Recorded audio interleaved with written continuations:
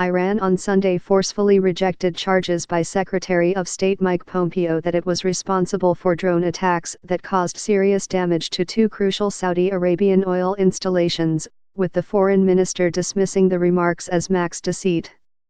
The attacks on Saturday, which hold the potential to disrupt global oil supplies, were claimed by Houthi rebels in Yemen. Mr. Pompeo said that Iran had launched an unprecedented attack on the world's oil supply, although he did not offer any evidence and stopped short of saying that Iran had carried out the missile strikes. The Houthis are part of a complex regional dynamic in the Middle East, receiving support from Iran while the Saudis, Tehran's chief rival for supremacy in the region and the leader of a coalition that is fighting the Houthis in Yemen, are aligned with the United States. Syed Abbas Mousavi, a spokesman for the Iranian Foreign Ministry, castigated the Saudis for their role in the war in Yemen, where the Saudis have directed airstrikes that have caused heavy civilian casualties and exacerbated a humanitarian crisis. He also ridiculed Mr. Pompeo's comments. The semi-official Fars news agency reported on its English-language website that Mr. Mousavi described Mr. Pompeo's allegations as blind and fruitless remarks that were meaningless in a diplomatic context. Saudi Arabia has yet to publicly accuse Iran of involvement in the attack. On Sunday, its foreign ministry urged international action to preserve the world oil supply in response to the attack, but it said nothing about assigning blame or striking back.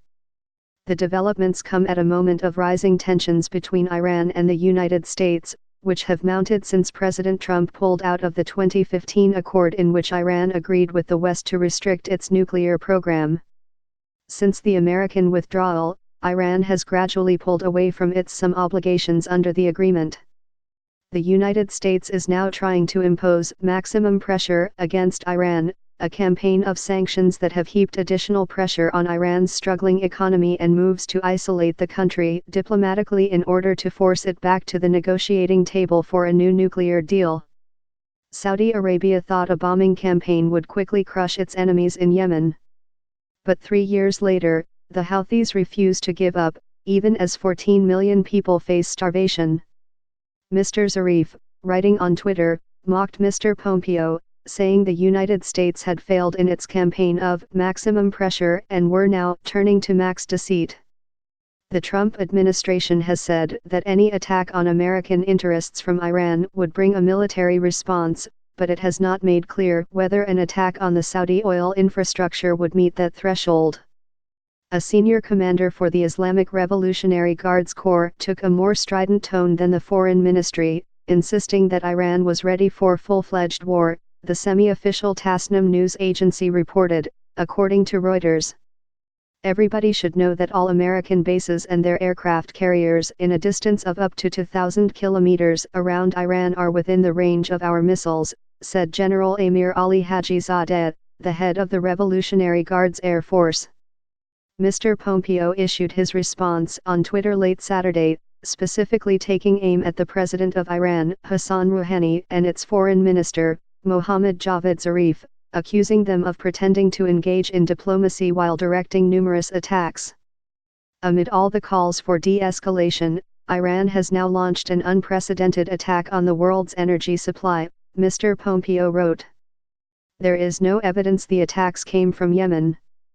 The missile that hit the Saudi facilities struck 500 miles from Yemeni territory, but officials there and in the United States believe Iran has trained the Houthis to use drone and missile technology. U.S. and its clients are stuck in Yemen because of illusion that weapon superiority will lead to military victory, Mr. Zarif wrote on Twitter. Blaming Iran won't end disaster. Accepting our April 15 proposal to end war and begin talks may. The attack on Saturday, which the Houthis said involved 10 drones, represented the rebels' most serious strike since Saudi Arabia inserted itself into the conflict in Yemen 4 years ago. That the rebels could cause such extensive damage to such a crucial part of the global economy astonished some observers. By the New York Times.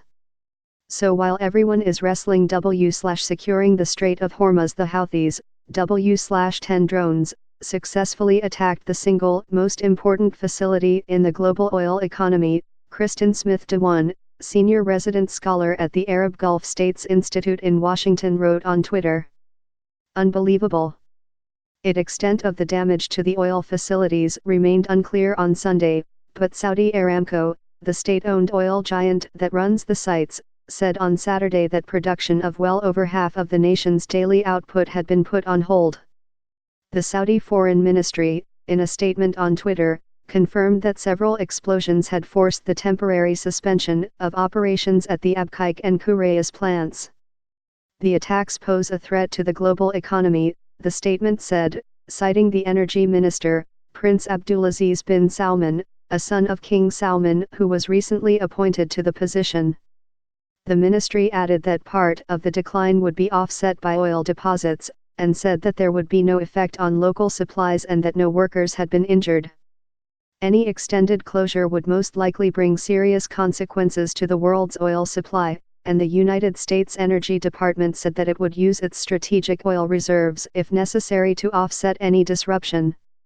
The Houthis have acquired drones that could have a range of up to 930 miles, according to United Nations investigators.